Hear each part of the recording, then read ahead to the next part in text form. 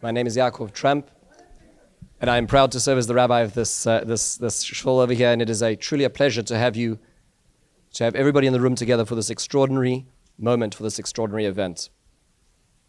We're all trying to process what's going on, and yet here we are celebrating a night of ideas. The Jewish state was written in 1895. It took until 1948 for that to actually find fruition. The two treatises of government was written in 1690 by Locke, and it took until 1776 to find fruition. The Communist Manifesto was written in 1848, and it took until 1917 for that to find its fruition. And it takes a long time for ideas sometimes to gestate, to find reality. And sometimes when we are in a state of chaos, when we're in a state of discomfort, we fall back to ideas. And this is an evening of ideas, where we come back to ideas with the merging of Yeshiva University, the Sacks-Herenstein Center, and Daniel Gordis in this incredible event. This is really truly an evening to behold, an evening to be present, to witness. And as we do that, as we experience the discomfort of not being able to focus as we know what's going on across the sea, at that same moment, we're also focusing back on our ideas. Before we start, I'd ask everybody to join me as we sing together, Achenu. We start the evening with our hearts pointed in and yearning for the East, for our brothers and our sisters. And that's the way we begin our ideas always. Please join me.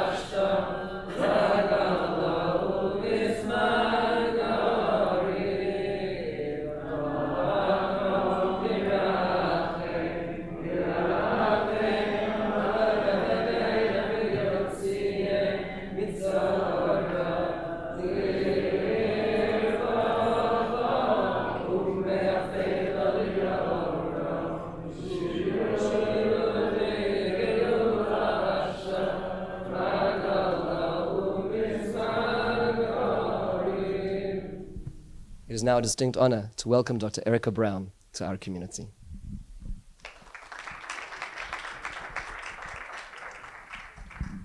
Thank you so much, Rabbi Trump, and I want to thank this Kehillah for being open to us and to this important evening. I want to begin with a remark that Rabbi Jonathan Sacks said in 2003 in Trafalgar Square. He wrote, "As I go around Israel, I see a country that has taken every curse thrown against it and turned it into a blessing. By leading the fight against terror, by becoming world experts in treating post-traumatic stress disorder, by bringing disaster relief wherever it's needed. I see a country and a people that have shown the world what it is to choose life." 10 years later, we are still turning curses into blessings, still fighting the hard fight for our existence and for the world to see our worth. In the midst of war, we, Am Yisrael, are still choosing life. Thank you for joining us this evening. I direct the Rabbi Lord Jonathan Sacks-Herenstein Center, and we're particularly honored to be in the presence of Terry and Andrew Herenstein, who began the center at Yeshiva University. Their warm and personal relationship with Lord and Lady Sacks inspired the center they built in 2022 at Yeshiva University to help us engage in leadership development of students, future communal leaders, educators, rabbis, and writers, inspired by Judaism's wisdom and Yeshiva University's core values. We work through a series of academic, communal, educational, and literary initiatives. The center tries to cultivate values-based Jewish thought and training opportunities in the spirit of Rabbi Sacks's wisdom. The center tries to identify and grow emerging talent for positions of communal influence and impact. In a few weeks, we'll be taking 36 of our undergraduate students, God bless you, 36 of our undergraduate students to Israel on a mission. We'll be taking these postcards. If you'd like to write to Chayalim, we know that our messages mean something important to them. We'll be taking other things as well, volunteering in a variety of settings, and making sure that our students keep their Zionist spirit strong. I have to say that I began my relationship with Yeshiva University over 39 years ago. But I would say in the past months, these have been my proudest months as a Yeshiva University graduate and also as a faculty member. Seeing the way in which we responded. The night we heard the news, at 10:30 at night, we had to close our Zoom at 500 people because we had students and faculty members, Rosh Yeshiva, Rabbanim, who wanted to join together as a community, and that intensity has not stopped. 2 days later, 1,200 students came in Lamport Auditorium. We had council members from Washington Heights and New York City come to speak to us, and we took 44 buses of students to the Washington rally. We were the largest single contingent.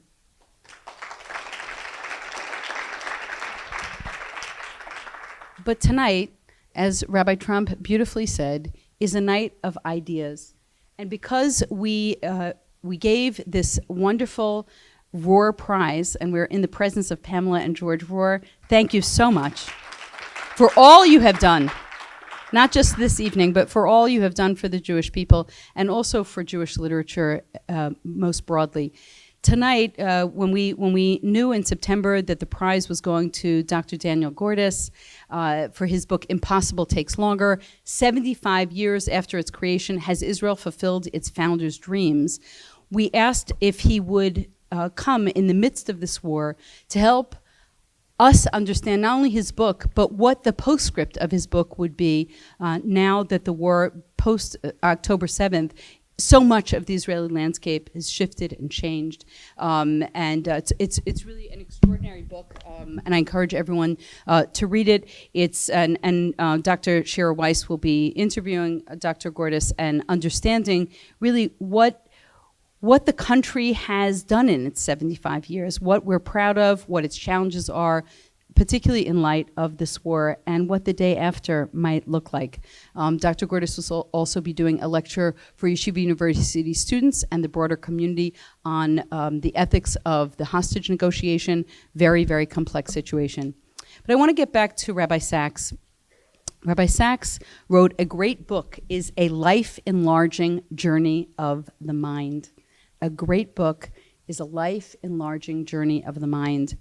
And the book prize is awarded to an author of a recently published or about to be published work of Jewish ideas deeply sourced in Jewish texts with broad appeal within and beyond the Jewish community. We prize what Rabbi Sacks prized: relevance, depth, elegance of style, and wide-reaching impact. Rabbi Sacks believed profoundly in the power of the written word, as we all know because we're readers of his work today. And this literary prize recognizes that in an author of note.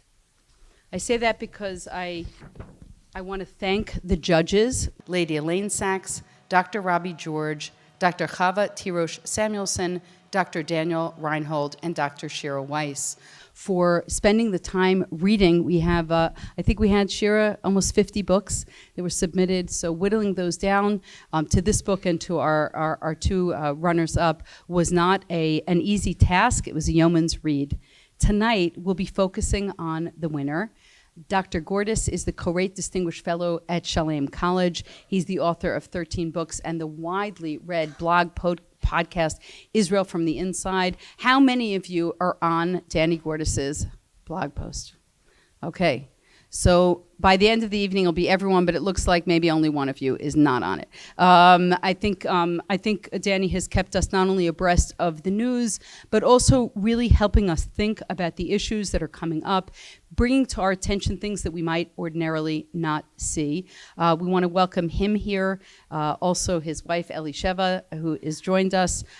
Originally, Danny could not come or was hesitant to come, perhaps only for a day, because one of his sons is in the army. He is taking a little break now, so we're really honored to have you. They have 3 married children and several grandchildren. I know Danny because he ran the Jerusalem Fellows when I was a Jerusalem Fellow, so it's my chance to give you a personal hakarat hatov for those special years. Dr. Shira Weiss, who will be interviewing him and serves as our assistant director of the Sacks-Herenstein Center, teaches Jewish thought at YU's Bernard Revel Graduate School. She's previously taught at Stern College.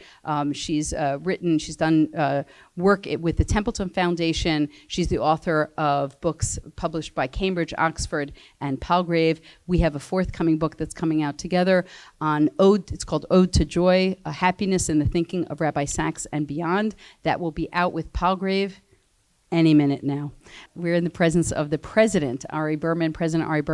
I'm sure that you've seen the videos, the news broadcasts. Rabbi Berman has really been the face of Yeshiva University and arguably the face of the American Jewish community to so many college presidents. And we really thank you for that work and welcome you to the stage for your remarks.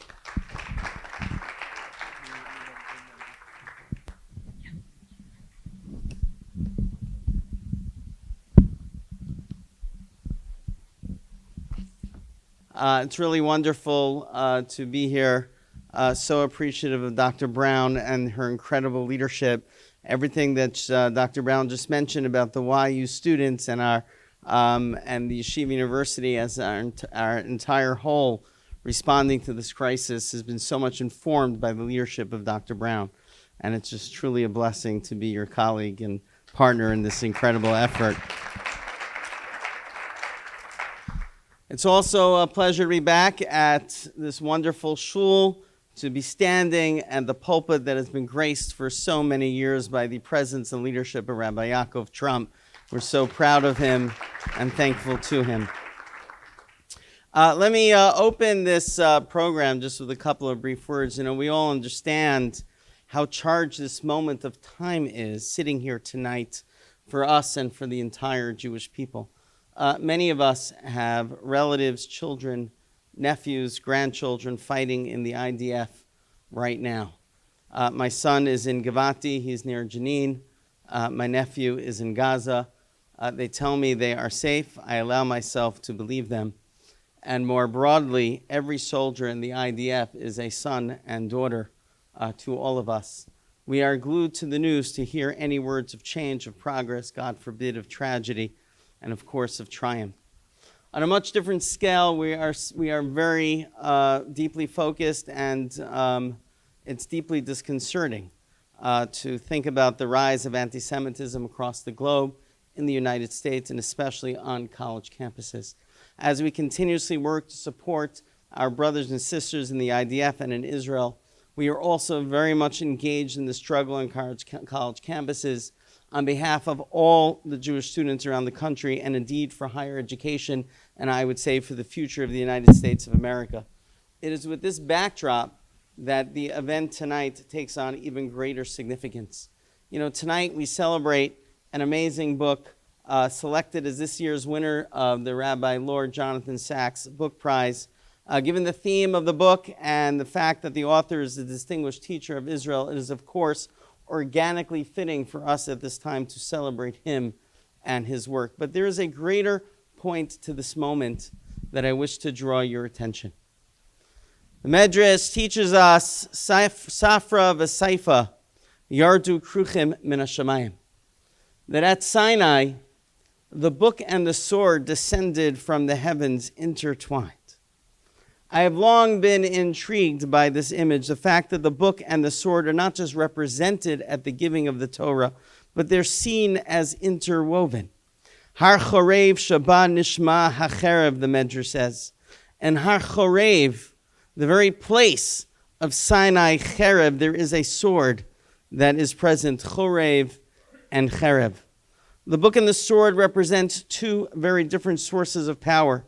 The sword represents physical strength and prowess. It speaks to soldiers on a field of war, or politicians, world leaders, or on a geopolitical scale. The book represents, however, a different source of power. It is not the power of might, physical might, but it is the power of ideas. At first blush, one might think that the sword is stronger than the word. But all who study history know what Shakespeare once expressed, that many wearing swords are afraid of those with goose quills. The victories of the sword are ephemeral, but ideas penetrate in ways eternal. In Har Sinai, the Medrash teaches us that wars will be necessary. Your difference will not go unchallenged. Your blessing will need to be won. And you will be required to raise fighters who know how to wield a sword. But don't ever mistake that for your purpose. Your purpose is Jewish values. Your purpose are the ideas. You are here to live by and spread Torah. You are here for the book. Looking at Israel fighting against terrorism and even combating anti-Semitism here, we know that we need the tenacity and strength that is embodied by the sword. But what this moment has also shown is the central significance of the book. My friends, we have seen clearly the moral abyss behind too many of our institutions of higher education. The elite universities have very large endowments, but are morally bankrupt. Now, more than ever before, we need institutions of education, higher education, that proudly and unapologetically seek truth, that live by our values, that respect the infinite worth in each and every individual, that act with compassion and seek to bring redemption to the world. Now, more than ever, we need the right ideas to take center stage. We need to emerge the importance of books. Yes, we need the sword, we need protection.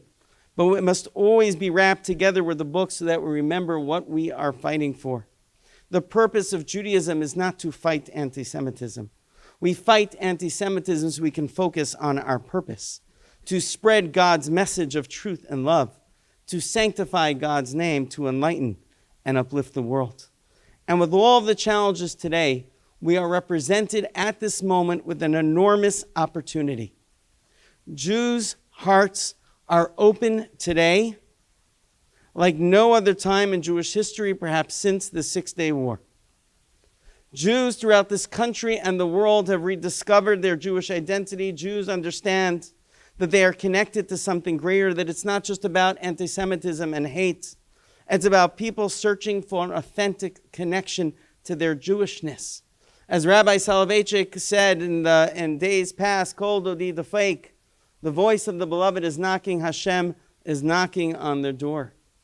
People are seeking, and it's not just Jews.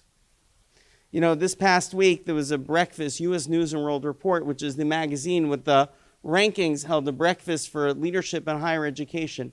They invited to speak on the panel the Chancellor of California State University with over 500,000 students, the Chancellor of SUNY of the state, the University of the State of New York with over 1.4 million students, and the Undersecretary of the Department of Education with over 15 million students, and the President of Yeshiva University with 7,000 students. Because they understand that our 7,000 students are the leaders of tomorrow and that we represent 3,000 years of tradition. And they're seeking answers. I was just interviewed by Forbes this week, and along with the questions that journalists have been asking about the president's testimony and the state of higher education, I was really struck by one of the questions. The journalist asked me, Rabbi, can you tell me more about the core Torah values and how that informs your entire university? Like, I've been waiting for a journalist to ask me that question for 5 years.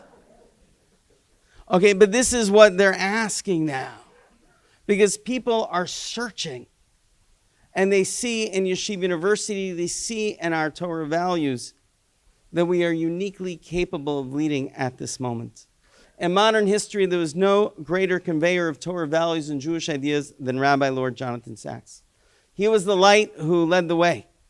YU is, of course, his natural home base. We are so proud to house the center, and I am deeply thankful to Lady Elaine, to the Sacks family, to Joanna, the Sacks Foundation for their great work in perpetuating his legacy. At Yeshiva University, we are all students of Rabbi Lord Jonathan Sacks, and we thank you for your continued support. A great example of the mission of the Jewish people is this book, Impossible Takes Longer. It's about the essence and point of Israel, which is not survival. Israel has much larger ambitions about creating a kind of society that embodies our values. And we'll hear more about this in just a couple of minutes. But I want to take a moment to thank our partners in this effort. First, the author, who's not only a dear friend and colleague, he is a paradigmatic teacher of Israel and ambassador of Israel. We have all read and inspired and learned and listened to his words, and it's our deep honor for him to accept this prize and to be here with us, Dr. Daniel Gordis. Thank you so much. I want to add my words of thanks to what Dr. Brown mentioned to the woman who really helped create, run, operate, manage, and ensure this prize and all of its features, and that she'll be interviewing Dr. Gordis in just a moment, and that is my dear colleague, Dr. Shira Weiss. Thank you.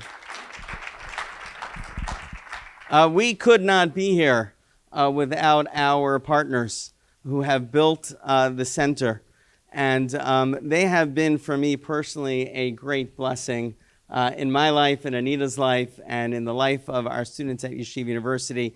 The students at our Sacks-Herenstein Center, think of them as their Abba and Ima, and that is Terry and Andrew Herenstein. Thank you so much.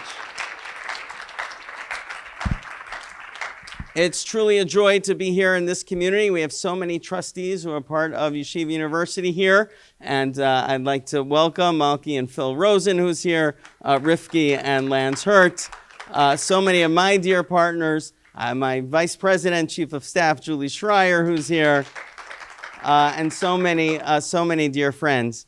And finally, the creators of this prize, I mean, truly visionary leaders of the Jewish people, people who represent everything that our core Torah values embody, and that is our dear friends Pamela and George Rohr. Thank you so much. My friends, there are moments in time when history invites us to participate in its unfolding. This is such a moment, and I am deeply pleased to have such great partners in our work to move history forward. And on that note, please allow me to introduce our guest speakers here, Dr. Shira Weiss and Dr. Daniel Gordis. Thank you so much.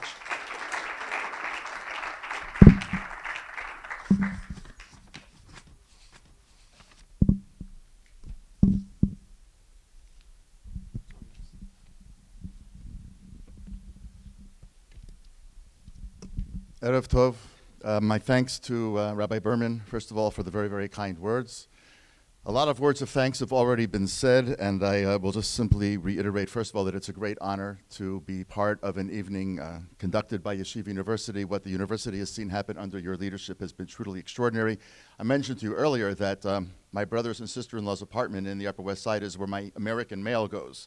And since, because of the nature of things these days, I haven't been in America in quite a while, the mail had piled up, and I got a chance to see the annual report just earlier today, and it really is an unbelievable, it's a beautiful report, but it really is filled with a testimony to extraordinary leadership. So thank you, Rabbi Berman, for all that you did. It's already been said several times, but Terry and Andrew Herenstein and Pamela and George Rohr are truly extraordinary models of Baalei Tzedakah. They are really great visionaries for the Jewish people. The fact that they are also involved with Shalem College, where I work, is an extraordinary blessing for us. And I'm just very grateful and honored to be associated with you on this level as well. I'm very grateful and honored to be part of the work of the Herenstein Center by virtue of the prize, and deeply honored by the Rohr family to be the recipient of the prize. I want to thank both families once again. As Erica mentioned, she and I have known each other for a very long time. We were both a little bit younger back then. You were much younger. And it's really, I want to thank both you and Dr. Shira Weiss for your extraordinary kindness, graciousness, and professionalism since I was told a while back that I was shortlisted. and then the wonderful, lovely news of the prize. I just want to add a brief word about Rabbi Sacks. It's really a great honor for me to be associated with a prize in honor and memory of Rabbi Sacks. I still remember the very first time, those of you who knew him for a long time knew Sima Weinberg, who was his right-hand person for many, many years. And I was back in the day during the second Intifada from 2000 and 2004, which we then thought was a bad time. Little did we know. One day, I was writing this blog that would go out in a very primitive way back then. And one day I get a call, and it didn't show you the number back in those days. And somebody said, "Is this Daniel Gordis?" I said, "Yes." And the woman said, "Would you please hold for the chief rabbi?" And I knew it was a joke. I mean, obviously had a joke. I was just trying to figure out, of course, who was the prankster. But in fact, it was Rabbi Sacks calling because he'd read something that had come out. And I was struck then that it was just so unbelievable that a person who was the chief rabbi of the United Kingdom would take time out of a day like his days invariably were to call some guy with a keyboard in Jerusalem and to say such really very nice things. And we had several occasions over the course of those difficult years for him to do exactly that, just pick up the phone and call. Years later, as I got to know him personally and was blessed to have many conversations with him, at which I took assiduous, copious notes, which I still have, I feel really very blessed that I had those opportunities, and I'm very honored to be associated with his name in this additional way. 3 brief comments, and then we'll get to the conversation with Dr. Weiss. First of all, I just want to express, even though they're not here necessarily, my colleagues in Jerusalem at Shalem College who make all of my work possible and who give a tremendous amount of leeway to do the kinds of things that I love to do. And I specifically want to give thanks to David Messer, the chairman of our board, Russ Roberts, and Seth Goldstein. Some of you from YU know Seth Goldstein because he used to be associated with YU before he made Aliyah. And to the Koret Foundation, specifically Anita Friedman and Jeff Farber, who are very, very close friends, who are central in the work of the Koret Foundation. I want to take a second, I mentioned him a minute ago, but I just want to take a second to thank my brother and sister-in-law, Ellie and Avra Gordis, who are here tonight because they delayed their trip back to Israel so they could be here this evening. So I'm very grateful for that. They have been our pied à terre for more than a quarter of a century since they didn't know that when we moved from California to Jerusalem, we were actually moving into their apartment in New York. But for more than a quarter of a century, they have been unbelievable guests.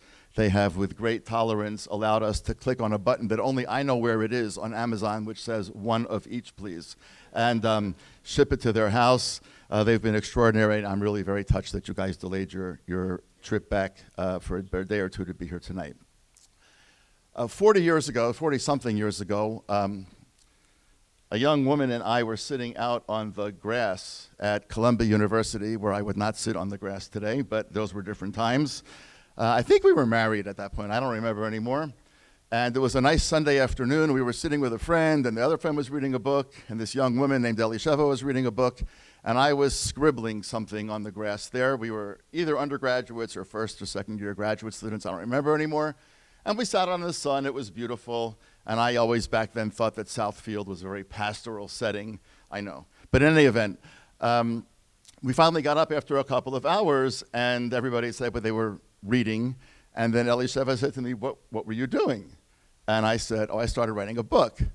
And the two of them burst out laughing as if that was it was actually ludicrous, but it was ludicrous and it sounded ludicrous. But it was something that I knew that I wanted to do back then. And it's a rocky road, as many of us know, writing books. And Elisheva has been an extraordinary partner for more than 40 years in supporting it, in allowing it, in encouraging. I remember when I was working on the Begin biography many years ago, she would say at night, "I'm going upstairs to sleep. Are you coming up? Or are you staying down to play with Menachem?" And the answer was I was usually staying down to play with Menachem. But she's really been an extraordinary, extraordinary life partner, and it is really a huge bracha to be blessed to spend one's life in the company of someone who is a dreamer about what life should be, who has a plan, who has a vision. And I have to say that in these past 70-something days of sitting very often in the living room with a son not sure exactly where, when it's hard to breathe, it's a bracha to be with a person who can read your soul without having to say anything. And we're grateful to Hashem that he got out for a couple of weeks so we could make this trip together. But it's been a wonderful journey because of you, and I'm very grateful. Katonti mikola chasadim, to put it very mildly. I love you, and thank you very, very much. And I'll just end by reiterating what Rabbi Trump said at the very, very outset. It's a little bit cognitively dissonant to be sitting in such a glorious setting as this shul in the comfort of greater New York. We know that in the dark and in the cold and in the rain and in the mud and in the fear, there are a lot of young women and men doing things that we can't really begin to imagine. And we also know that there are still many, many, many people who are in even worse situation. And the mind sort of just shudders at the thought of what life might be like for them. So I will simply end with the words with which Rabbi Trump had us open. Hamakom yorachem alehem v'yotzi'em mitzara li'orvacha u'meyafela le'ora u'mishe'ibud le'geula hashta ba'agara u'bizman kariv v'nomar amen.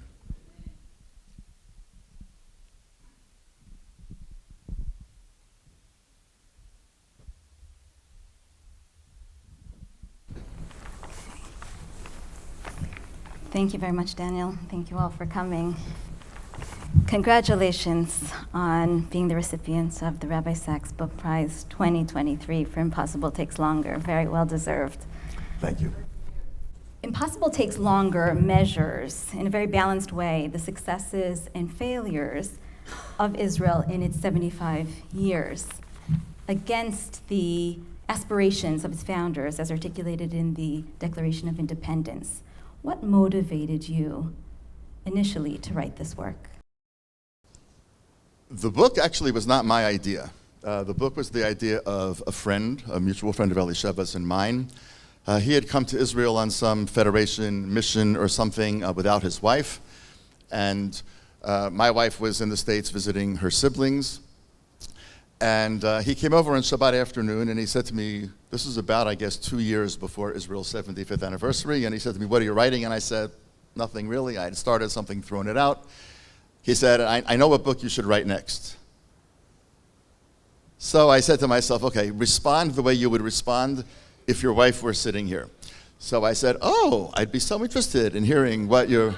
And he said, you know, Israel's going to celebrate its 75th anniversary, and you should write a book basically assessing how Israel has done. I said, that is actually a very, very good idea. So it was really his idea. His name is David Brown. He's a wonderful, treasured friend, lives in Chicago.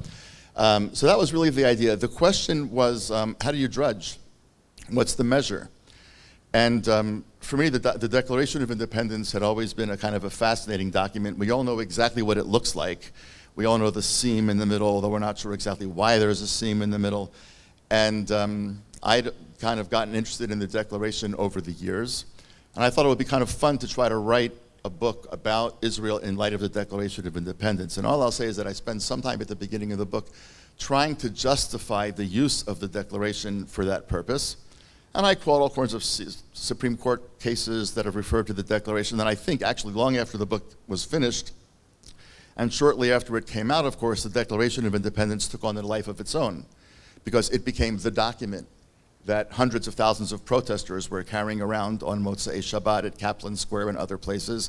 It became the document that people were re-signing. Every place you'd go, there were big pictures of the Declaration, and Sharpies and young students were adding their names. So I think, ironically, the Declaration of Independence took on a renewed life of importance in 2023. The idea was David's. And the Declaration, it was a sort of a bit of a stroke of luck that it came back into the forefront of Israeli consciousness. One of Israel's greatest successes that you describe in the book is the transformation of the existential condition of the Jew, who went from the fearful individual who had to depend on the conditional welcome of host countries, and these are welcomes that invariably always ran out, to the proud, self-reliant Jew who was able to defend himself. And I think, though you wrote the book in the past couple of years, I think this sentiment or this transformation rings truer now in the aftermath of October 7th than even you may have anticipated when writing it. Can you speak to this transformation? I think you're absolutely right. Look, in certain ways, what happened on October 7th, and I know this is a pointed way of saying it, but I don't think it's unfair. It's painful, but I don't think it's unfair. October 7th was the failure of Zionism that it had made to the Jewish people. Zionism had promised the Jewish people that Europe won't come here. Zionism had promised the Jewish people that we're going to create a state, and we're not going to be victims like that anymore. And on October 7th, the state that Zionism had created failed 1,200 people who were murdered and much worse on the spot, and several hundred people who were captured, and then several hundred more soldiers who died that day trying valiantly, women and men, to defend those kibbutzim and moshavim. So there was a failure there, but the response, the failure was the failure of the state. The response of the people was exactly the proof of the success of what Zionism had promised. The fundamental promise of Zionism wasn't really a state. A state was a means to an end. The state was the means to doing something much bigger and much more important, which was to recreate the Jew. Rabbi Kook, Bialik, Herzl, they all had different conceptions of what that Jew was going to be like, but they all had a sense that the Jew needed to be, the Jew was being diagnosed. Pinsker diagnosed the malady of the Jew. He was actually a doctor, and he used his medical training to actually diagnose what was wrong with the Jew in Europe. And there were many things that were wrong with the Jew in Europe. They said that we don't speak our own language. Well, now we do. And we are not able to defend ourselves. Now we can. We don't work our own land. You know how many thousands of Israelis, including us, have gone back to the fields in recent weeks to bury pipes to olive trees and to discover mussels in the morning after that we didn't even know that we had, or to pick avocados. I mean, there's lots of ways in which those old Zionist writers have come back to life. And I think that as tragic as what's happening in Gaza right now is, and as frightening as what looms in the northern border remains, and we don't know what's going to happen with Yemen, and we don't know what's going to happen in Yehuda v'Shomron, and we don't know what's going to happen with Iran. There's a lot of things that we don't know. The way that young Israelis have responded to this challenge, and the bravery that they have shown, and the dedication that they have shown, and I want to actually go out further on the branch, the dedication that people showed to their love of the country even before the war, when the country was deeply divided about issues about judicial reform.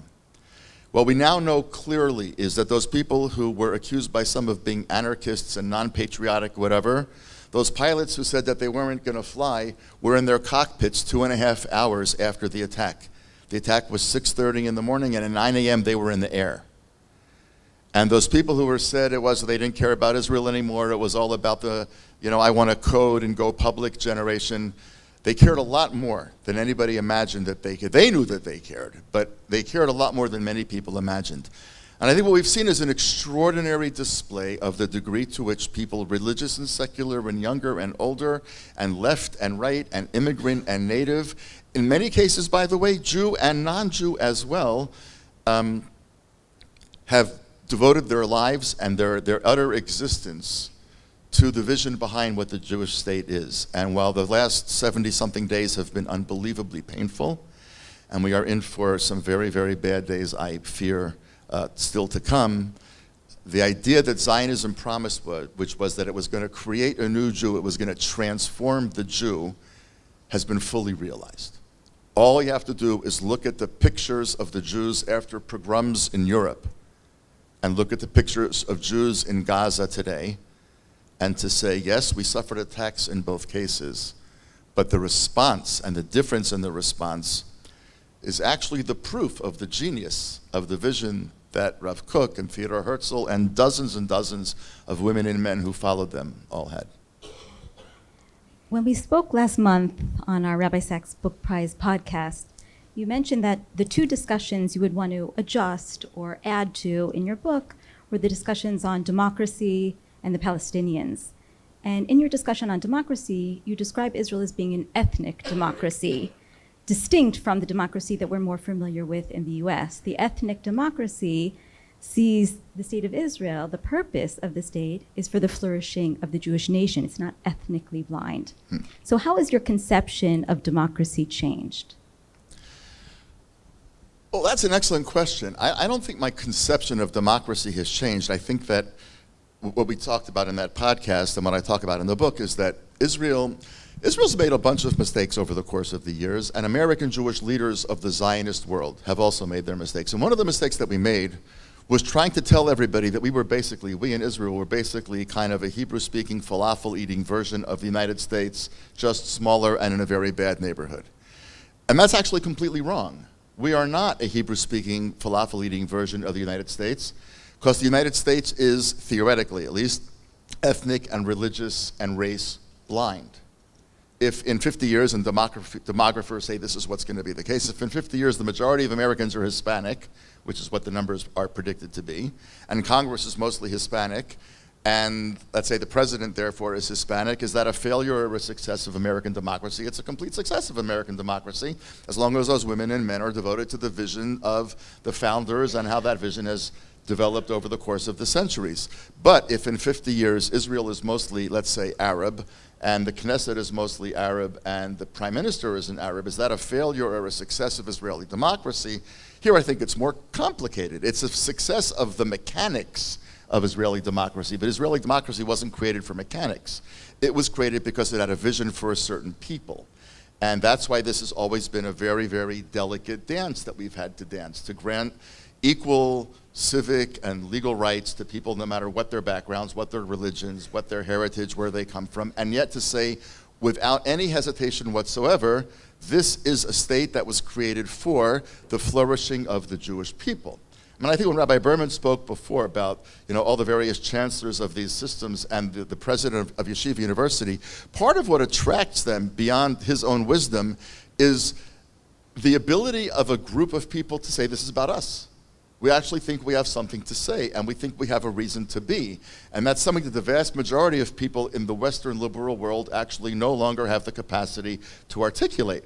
And what he's articulating as the president of an extraordinary university is what I think Israeli Jews are trying to say at the helm of an extraordinary country. We are not a smaller version of America that just speaks Hebrew. We're a different project. We are not ethnic blind. Now, so my own vision of democracy hasn't therefore changed. But what I would say is that, it's interesting. I mean, most of the people that I work with at HarperCollins on the book are not Jewish. But I would say that in the early days of this current Israeli administration, they were davening 3 times a day for something to work out before the book came out. They were very, very nervous about all these people that they'd never heard about before, Smotrich and Ben Gvir and this and that. They'd never heard of them, but it wasn't good for sales. And so, they were probably taking breaks periodically to have mincha in the conference room or whatever. It didn't work, but nonetheless, they were very much keeping their eye on the ball of Israeli politics. History was not kind to this particular book. Minnie Mimosa, we mentioned this, I think, in the podcast, was this Chicago White Sox player who in the early 1950s became the first African-American player for the White Sox, and I think was the first Latin American player in the major leagues. And he had this phrase that he used to say, baseball been very good to me. History not been very good to this book. But nonetheless, I still think that the premise of the book I think it still stands, and we'll come back to that. But I think, in fact, even though it looks like the judicial conflict between, let's say, January and September of 23, and the terrible war between October and December of 23, both make the book look, wow, is that really true? I think we've shown, in terms of democracy, what we saw is that on the surface, at least, Israeli democracy was actually much more fragile than I imagined that it was when I wrote the book. I pointed to all kinds of things that were problematic about Israeli democracy. There was an unfortunate tendency to graft and to fraud and to corruption. There's too many former Israeli politicians. There's too many former Israeli chief rabbis. There's too many former rabbis of different sorts, all sitting in prison. Besides it being a chilul Hashem, it's very dangerous for Israeli democracy.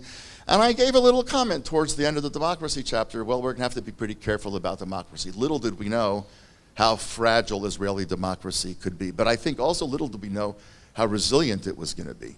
Little did we know how resilient it was going to be, because these people who allegedly had gotten so used to coding and going public and living in Tel Aviv towers and driving their expensive cars home to Ramat Aviv, they cared about it a lot more than we ever imagined. So I don't think which changes the conception of democracy, but I think we're all duly chastened that Israel's democracy can't be taken for granted, and at the same time, heartened by the fact that many, many more people inside Israel care deeply about Israel's democracy than we might have imagined would be the case, let's say, last November.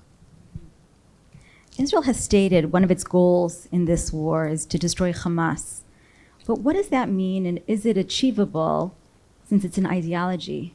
Rabbi Sacks warned in his book, Not in God's Name, Confronting Religious Violence, that every time a movement like Al-Qaeda is defeated, another will arise to take its place. Young people in search of meaning, identity, and community will continue to be recruited to the cause. So what's to stop other leaders or a similar force from emerging?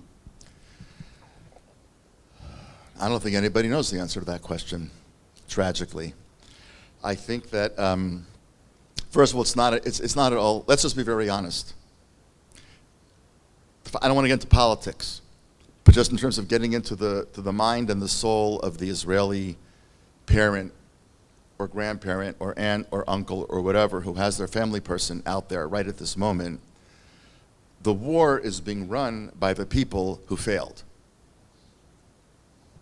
That's just got to be understood. The same people that got us into this mess are the people who are now running it. And that does not inspire tremendous confidence, and I think it's an extraordinary fact that the country has managed to keep this more or less bottled down for the time being, because we owe it to the men and women who are out there now not to squabble over this. But we shouldn't ignore the fact that bubbling right below the surface is, do we actually believe what they're telling us? They tell us that we've made X amount of progress. Is it true or is it not true? I mean, there's really no way to know, which is a very, very painful way to live when you also can't breathe because your kid is out there.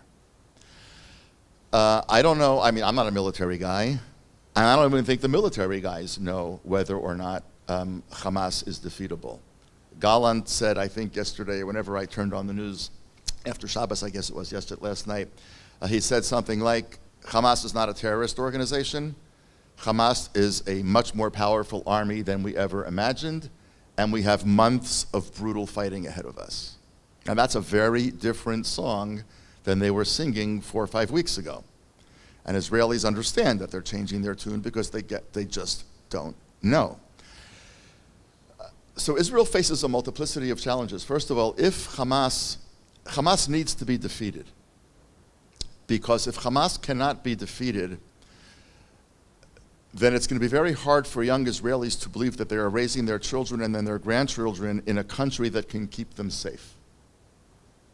And my wife may remember the following conversation at our Shabbos table in week 2 or 3 of the war. Our son was already in, and our son-in-law, who's doing a doctorate in Cambridge at a school that's very different from Yeshiva University in terms of moral bankruptcy, had come back to join his intelligence unit, and for a Shabbos lunch we had everybody together, which was a great blessing in the midst of a terrible time. And I said at the table, I said to Ima, I have this idea that after the war is over, we should move to the Otef. We should just move to one of the kibbutzim. We should move to Be'eri, we should move to Kfar Aza, we should move Alumim, Chulit, that doesn't matter where. Unfortunately, it's not going to cost a lot of money to get a little house on one of those kibbutzim, and we should just move there. And there should be fresh blood, and we don't have to get rid of our house in Yerushalayim. We have an amazing community, and we'll come back for Shabbatot, and we'll see people. But for a few years, we should move there. And my son-in-law said, I think that's an amazing idea, which made me very concerned about my son-in-law. Are you okay? But my son said, this is a kid who was in a commando unit for 8 years and who's back in now. He said, well, you should know, we will never, ever visit you there. Because I don't think that the Otef will ever, ever, ever be safe ever again. Now, you don't want to think that your adult kid is wrong. You want to actually want your adult kid to be right about most things, but I hope he was wrong. But he reflected a sense that this thing is much bigger and deeper and more powerful and deeply rooted than we possibly know. And he knows a lot more than I do because of what he does, in the army at least. So I don't know that I'll say two things that are contradictory. One is I don't know if it can be defeated, and the other is that it simply has to be defeated.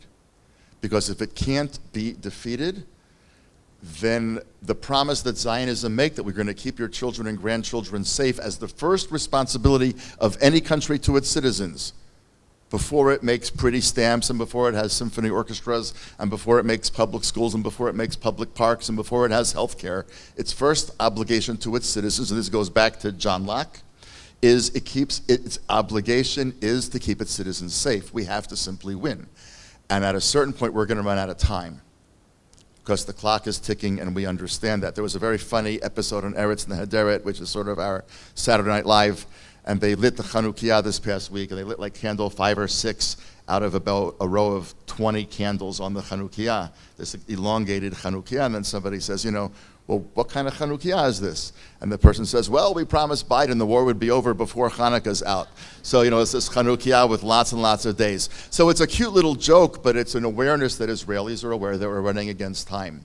And how this is going to play out is really is not clear, but it sounds like no Israeli leader thinks this is going to be over anytime soon. So we have great challenges against Hamas. We're going to have challenges with international pressure. We're going to have challenges with pressure from parts of the Jewish community in this country, as you already know. There's parts that are siding with us now that are going to have trouble siding with us as the pictures from Gaza get worse and worse and the fighting goes on and on. But this is an absolutely existential war. If we don't win this, then the people that we most need won't stay. That's just the reality. And we have to win. We have to win no matter what the cost. We have to win no matter how long it takes. So the answer to your question is, I don't know if it can defeat it, and it has to be defeated. I read a recent article in The Atlantic about mixed emotions, which described the intense discomfort that results from mixed feelings and how they leave you kind of confused about what's the right thing to do. And the psychologist quoted in the article argued that rather than trying to think more dichotomously, we should lean into the zone of mixed emotions, which is called dialectical thinking.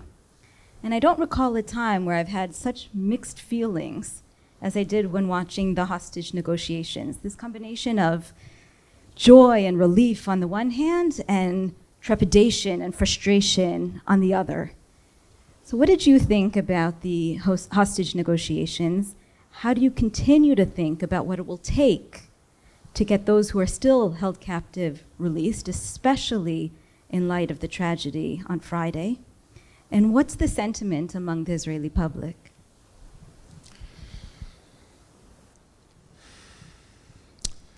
The shul where we daven, one of the shuls that we daven in, Hirsch Goldberg's parents daven there. Hirsch's father is actually the gabbai. So he was in shul Shabbos morning, sitting as far away from me as this gentleman is sitting from me. And his back was to me, but every time he turned, because you move around in shul a little bit, and you see his face, it feels usher to say anything but we have to get them out at all costs, no matter what. And then you read about not so much what happened Friday, but about the Sejawea thing that happened earlier in the week where 9 or 10 guys were killed trying to free hostages and got nobody out, 2 bodies. And you think the country can't be held hostage to the hostages.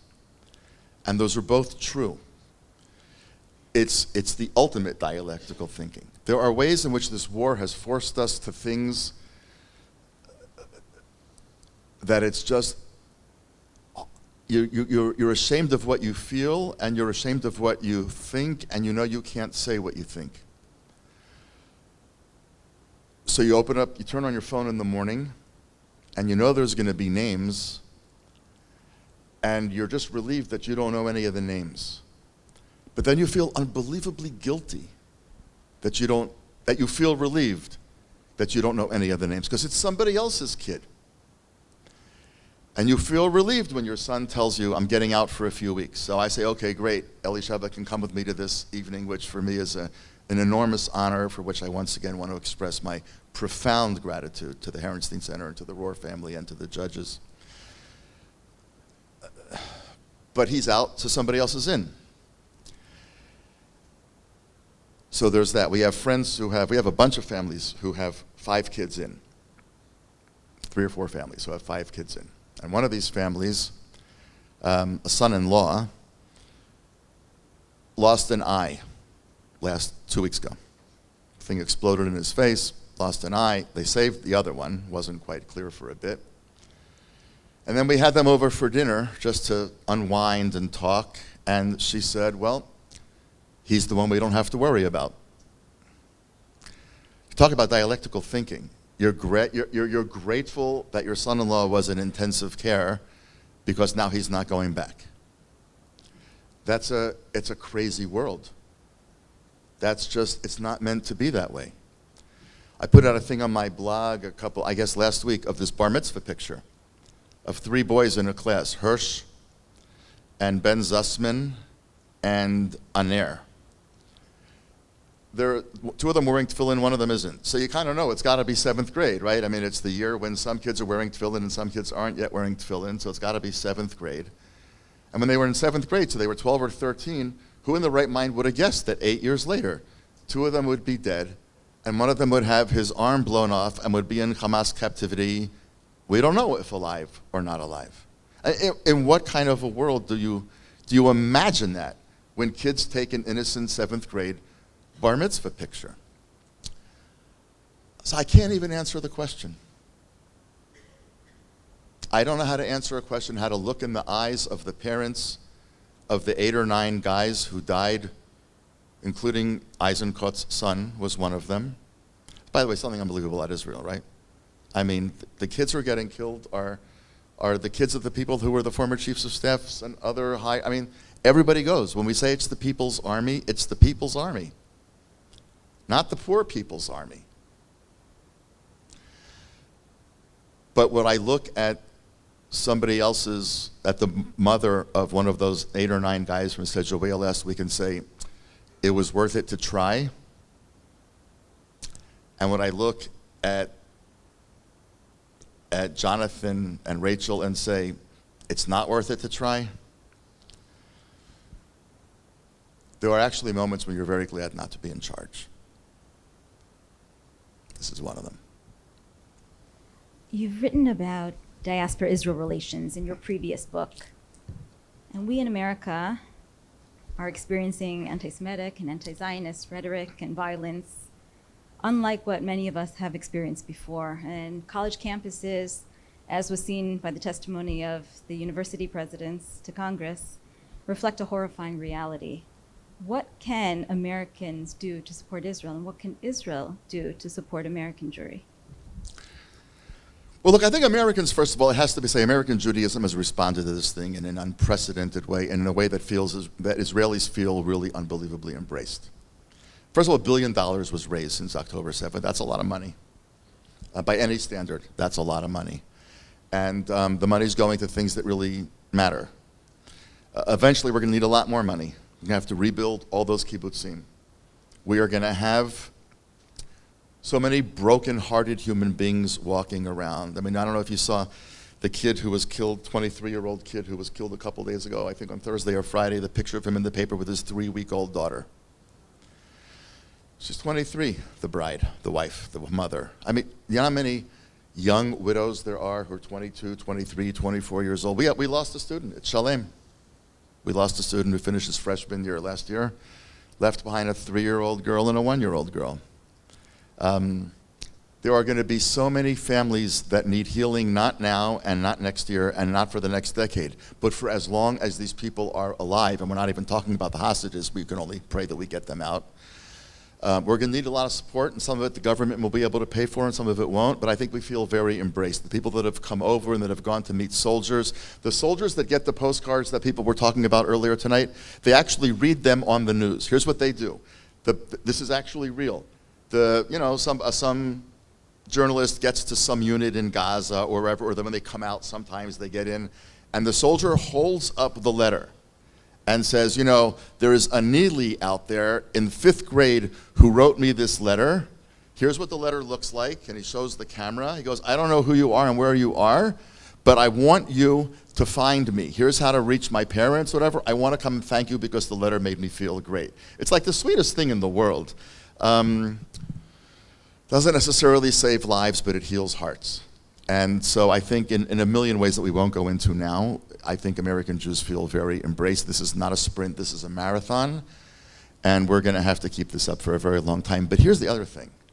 There has never been as much coverage of the sickness of American higher education in the Israeli press in the 25 years that I've lived in Israel as there is now. Harvard is in the paper every single day. Israelis know who Claudine Gay is. I don't think 6 weeks ago most Americans knew who Claudine Gay was. But Israelis know who she is, and they read the testimony, and it's subtitled, the congressional testimony is subtitled, and people, Eretz Nehederet makes fun of it, and serious journalists write about it, and they talk about how these people are not anti-Israel, and they're not pro-Palestinian, they're just anti-Semites. I'm not saying about her specifically, but I'm just saying that that's what Israelis are saying about what's happening on American college campuses. That's what they're saying. I think that one of the many things that's emerged here is a sense of achdut, not only inside of Israel, but among the Jewish world at large. Everybody in Israel is saying, we're never going back to where we were on October 6th, right? Because on October 6th, we were ready to tear the country apart. And now we are bound together as never before. Let's not be entirely naive. There are eventually going to be elections, and it's not going to be sugar and spice and all things nice. And certain people who will go unnamed right now are probably not going to resign so quickly, and Israeli politics are going to bubble back to the surface, and it's going to get ugly, but it probably won't get back to what it was. At least I hope and pray that it won't get back to what it was. But neither will a lot of American Jews who for a while thought Israel might be a nice to have, but it's certainly not a need to have. They now get that a Jewish state is a need to have. And I think Israelis also feel a sense of it. They understand that while this is not really about Israel, Israel did trigger some of what's happening in America. And there's a sense of, we didn't choose to have it happen, but it did happen. And I think there's a sense on the part of many Israelis that we're also in this together. So if there's wise leadership on both sides of the ocean, religious leader, cultural leadership, intellectual leadership, journalistic leadership, all sorts of leadership, educational leadership, rabbinic leadership, on all different sides, this is an opportunity to heal not only the Israeli public, but to heal the very torn fabric of the Jewish people. This is a moment with huge potholes and landmines strewn everywhere, but it's also a moment very pregnant with potential and possibility. I want us to hope and pray that we experience as little of the former and make as much advantage as we can of the latter. On that note, we entitled the event tonight, From Darkness to Light, Israel the Day After. And the Israel preceding October 7th, as you mentioned, was riddled with internal division over judicial reform. And it's very different than the unified Israel that we see today. But what does Israel the day after look like? And what do you think, or what would you like to see Israel's involvement in Gaza look like? Yeah, Baruch Sheptarani.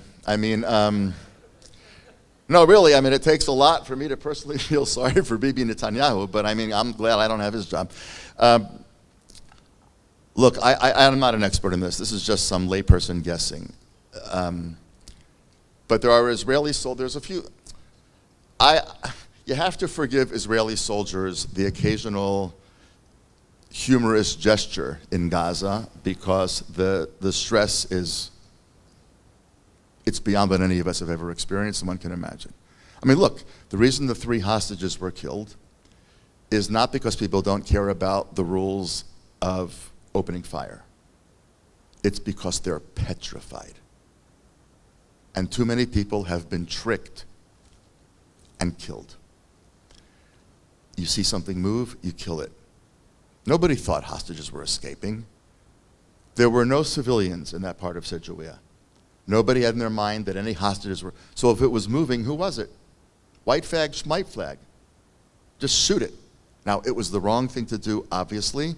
The soldiers who did that are going to carry this with them for the rest of their lives. You have to feel as heartbroken for them as you do for the families of the people who lost their children and the people who themselves were killed. This is just a tragedy. Every way you hold the diamond up to the light, the tragedy refracts in a different kind of a way. I say that because every now and then these soldiers do, silly little things. One of the things that they've been doing is they've been painting the 3 colored stripes, blue, orange, and white, I think it is, for Shvil Yisrael. Those are the 3 colors when you do the Israel hike from Eilat to Metula. That's the colors that you look, and they've been painting those 3 stripes all over Gaza, on pillars, on rocks, and this and that, saying this is part of the Israel Trail, meaning we're not going anywhere so fast. They may mean that in jest, but I don't think that's a joke. Who do we trust not to let this grow again? United Nations, under whose aegis Hezbollah has accumulated 150,000 rockets, and from whom UNRWA schools in Gaza, rockets are being fired. It's not the United Nations. The Palestinian Authority, which has yet to condemn the October 7th killings, which is headed by a president in the 15th year of a 4-year term who's a Holocaust denier. Really. Is it NATO? Maybe. But for the foreseeable future, I have a hunch it's Israel. And I think most Israelis know that it's Israel. The Israelis actually this week asked the Biden administration to tone down the "it can't be Israel" thing because that's just not going to get us to any place good. I assume we're going to be there for a very long time. And those of us, and I include myself, who thought that the disengagement in 2005 was a risk worth taking, should have the courage to say, we were wrong. We were wrong.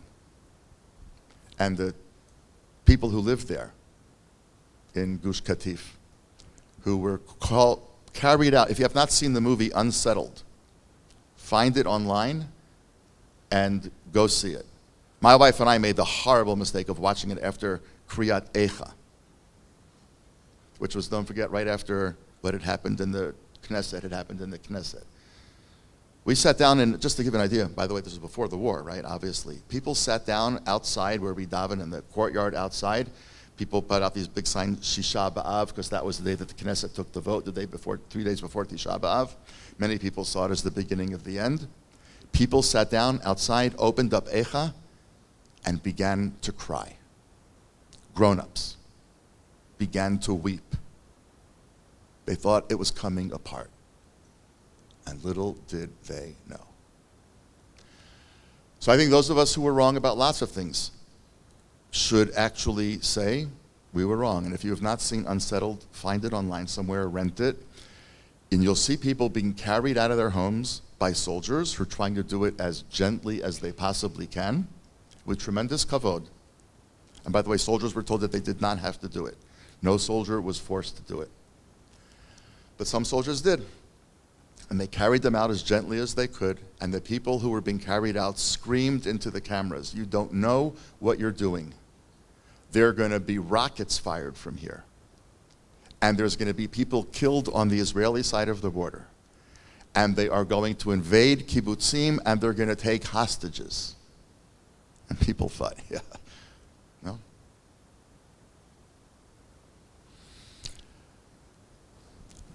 So I think it's going to be Israel for a while. I just hope and pray that we're going to have some very, very painful reckoning to do, and that we can do it out of love of Zion and love of the Jewish people, and not out of hate for the people who made mistakes or hate for the people with whom we disagree. People made mistakes. They will carry that with them for a very long time. I'm sure you're aware, by the way, that after the Yom Kippur War, most of the heads of the Israeli army died of heart attacks in their 50s. They were called out by the Kahan Commission, but they kind of didn't need to be. Like the Gemara says very often, there's no punishment for this because it's karei b'dei shamayim, so there's no punishment in the world, this present world. We're actually getting a lot of that in Bava Kama for those who are doing, Daf Yomi these days. There's something about that even now. There's people who were called out by the Kahan Commission, but they weren't actually punished. Some of them had to leave their jobs, but they died. They died of broken hearts. And I think the people who made the mistakes here, who are going to see those films of what happened on October 7th for the rest of their lives, are going to have broken hearts. They may have to be kicked out of their jobs, and leave them alone. Leave them alone. Leave the soldiers who shot on Friday alone. We're going to have to rebuild. We're going to have to rethink. Let's do it out of Ahavat Zion. Let's do it out of Ahavat Am Yisrael. Let's do it out of Ahavat Hamakom. Let's understand how close we came to ripping ourselves apart. Let's understand how close we came to being so self-confident that others got to rip us apart. Let's enter this new period. There's an interesting question. With this, I'll maybe wrap up. There's an interesting question what to call this war. It's not clear what to call the war. I don't know when people started calling the Second World War the Second World War. I don't know. I mean, I guess you could look it up in a history book, but I have no idea. But there are precedents for calling something the Second something war. Second World War, Second Lebanon War. Some people have suggested we call this the Second War of Independence. I don't think it's going to happen, but the idea behind this suggestion by serious people, is that everything has to be rebuilt. Everything. The army, the economy, our belief in the government, our trust in elected leaders, non-elected leaders, in each other. It's back to 1948. Don't forget, no civilians were killed in 67. No civilians were killed in 56. No civilians were killed in 73. The last time that civilians were killed in war was 1948. And when they interviewed a woman who was on the kibbutz, I forget which kibbutz, just the other day, and she said, the security was much better in 1948 because they warned us before we got attacked. It's not clear what to call this war. But whether they call it Milchemet Simchat Torah, which is one thing that it's been called, Milchemet Aza, another possibility, Milchemet Shmini Atzeret, another possibility, I don't know what they're going to call it. But it really is Milchemet Ha'atzmaut Hashniya. We have to rebuild. And, looking around the crowd, many of us are in the same basic generation. For as long as any of us in this room are alive, Israel is going to be in the process of rebuilding. As long as any of us are alive. So let's just hope and pray that we have the wisdom and the courage to admit where we were wrong, to love the people we need to love, and to have the vision that our forebears had. On that note, on rebuilding, one final question. Rabbi Jonathan Sacks, the namesake of this prize, writes, "The day will come when the story of Israel in modern times will speak not just to Jews, but to all who believe in the power of the human spirit as it reaches out to God as an everlasting symbol of the victory of life over death, hope over despair. Israel has achieved great things. It has taken a barren land and made it bloom again. It's taken an ancient language, the Hebrew of the Bible, and made it speak again. It's taken the West's oldest faith and made it young again. Israel has taken a tattered, shattered nation and made it live again. Israel is the country whose national anthem, Hatikva, means hope. Israel is the home of hope." Just a concluding thought. We've seen and heard a lot of despair from October 7th and in its aftermath.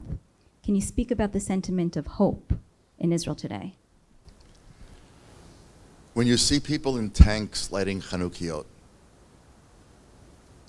when you see people in the rain in Gaza finding some sort of shelter someplace to light a Chanukiah, and to sing Maoz Tzur.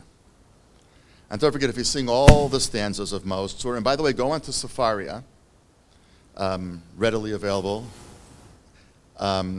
There's a new stanza to Maoz Tzur written by Vered Noam, who's a well-known Israeli Talmudist. She's the first woman to ever win the Israel Prize in Talmud.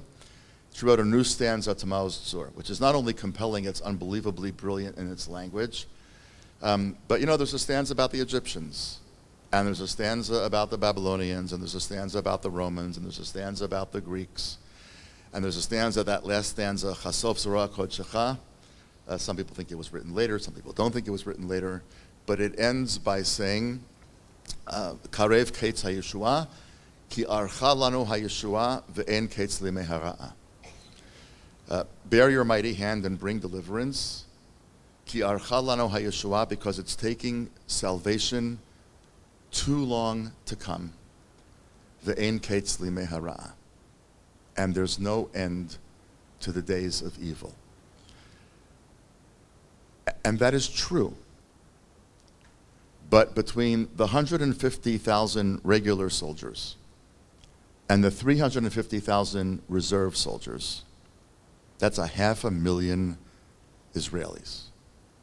And add to them the Israelis who built these chamals, these chadrei milchama, food, medicine, transportation, housing, including Haredi women who set up chamals, including 2,000 Haredi men who overnight volunteered for Tzahal, went through a quick tironut, and their ceremony of graduation with singing Hatikva was broadcast all over Israel. And including in Rahat, an Arab town in the Negev, which set up a chamal. And by the way, the 3 people escaping on Friday, tragically killed, 2 Jews and an Arab, who tried to get out together those 3 hostages. So there's hundreds and hundreds of thousands of people in Israel who literally, by what they do day and night, believe that Ki Archa Lanu HaYeshua Ve'en Ketz Limei Hara'a, deliverance is taking too long to come and there seems to be no end to evil. But they actually still do believe that evil is worth fighting. And I think our model to the world is, as a people and now as a state, is that a state that cannot call evil evil is not a state that can survive, and is frankly, think higher education, not a state that deserves to survive. If you cannot look at evil and say it's evil, then the West is over. Here's where Rabbi Jonathan Sacks is exactly right. We represent something for all of humankind. We really do believe in the possibility of good triumphing over evil. We believe in the absolute positive commandment of calling the good good and evil evil. We believe in choosing life. And this is a terribly, terribly painful time for all of us. There will come a day when we will win, and there will come a day much later when the Western world will look at us and say, that's what we should have been. And hopefully that will come in a time when the Western world will say, and that's what we still could be. May that come soon.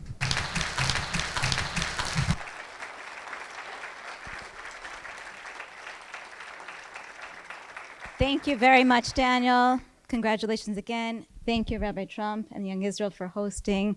Thank you so much for the Herensteins, for all of your support in the Herenstein Center.